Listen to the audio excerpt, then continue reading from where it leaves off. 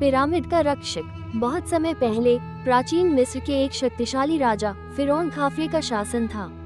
वो अपनी बुद्धिमत्ता और शक्ति के लिए प्रसिद्ध थे, लेकिन उनका सबसे बड़ा सपना था इतिहास का सबसे महान पिरामिड बनाना। वो चाहता था कि यह पिरामिड सूरज की रोशनी में चमके और हमेशा के लिए उसकी महानता का प्रतीक बना रहे। फिरौन ने अपने सबसे अच्छे वास्तुकारों, इंजीनियरों और हजारों मजदूरों को बुलाया और निर्माण कार्य शुरू हुआ। काम बहुत कठिन था, सूरज बहुत तेज था और पत्थर बहुत भारी थे। दिन बीतते गए, महीने गुजरते गए, लेकिन पिरामिड अभी भी अधूरा था।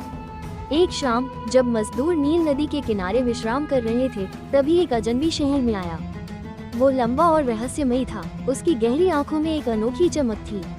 उसका नाम जफर था और वो कहता था कि उसके पास असाधारण शक्ति और प्राचीन रहस्यों का ज्ञान है।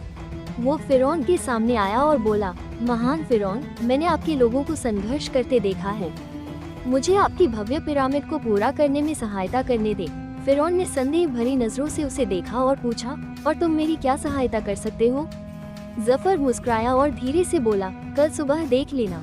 अगली सुबह जब मजदूरों ने भारी पत्थर उठाने की तैयारी की, जफर आगे बढ़ा। उसने एक विशाल पत्थर पर हाथ रखा, जिसे उठाने में 50 आदमियों की ताकत लगती। गहरी सांस लेकर उसने पत्थर को आसानी से उठा लिया और पिरामिड की ढलान पर चढ़ा दिया। मजदूरों ने हैरानी से देखा। उन्होंने पहले कभी ऐसी शक्ति नहीं देखी थी। अब निर्माण कार्य तेजी से आगे बढ़ने लगा। हर दिन जफर अपने विशाल हाथों से भारी पत्थरों को उठाकर पिरामिड की ऊंचाई बढ़ा देता। पूरे राज्य में ये चर्चा होने लगी, क्या जफर इंसान है या कोई देवता? कुछ लोगों ने कहा कि उसे देवताओं ने भेजा है। कुछ का मानना था कि वो कोई प्राचीन रक्षक है, जिसे अपना कर्तव्य पूरा करने के लिए जागृत किया गया है। लेकिन जफर अपने अतीत के बारे में कभी कुछ नहीं कहता था। वो बस चुपचाप काम करता और रहस्यमयी ढंग से मुस्कुराता। आखिरकार अंतिम पत्थर रखा गया और पिरामिड पूरा हो गया। फिरौन खाफरे अपनी महान रचना को देखकर बहुत प्रसन्न हुआ, लेकिन वो जानता था कि इस अद्भुत स्मारक की रक्षा होनी चाहिए। उसने जफर की ओर देखा और कहा, तुमने मुझे अपनी ताकत दी है, लेकिन मैं तुमसे एक और अनुरोध करता हूँ। क्या तुम इस पिरामिड की हमेशा रक्षा करोगे? जफर ने सिर झुकाया और कहा, यह मेरे लिए सम्मान की बात होगी। उस रात फिरौन अपने पुजारियों के साथ जफर को एक गुप्त कक्ष में ले गया, जो पिरामिड के अंदर छुपा हुआ था। वहाँ उन्होंने एक प्राचीन अनुष्ठान किया, जिसमें देवताओं से प्रार्थना की गई कि वे जफर को अमृतत्व का आशीर्वाद दे। जैसे ही अंतिम मंत्र पूरा हुआ, एक सुनहरी रोशनी पूरे कक्ष में फैल गई। जब रोशनी धीमी हुई तो जफर वहाँ नहीं था। कुछ कहते हैं कि वो खुद पिरामिड की आत्मा बन गया।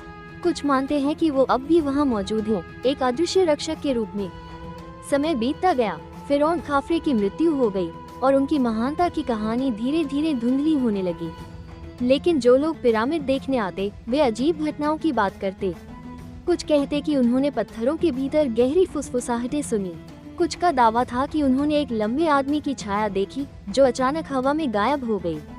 यह आज भी माना जाता है कि मिस्र की चांदनी रातों में, जब रेगिस्तान शांत होता है और पिरामिड अड़े खड़ा रहता है, तब भी जफर वहां होता है, अपने फिरौन की अंतिम निशानी की रक्षा करते हुए।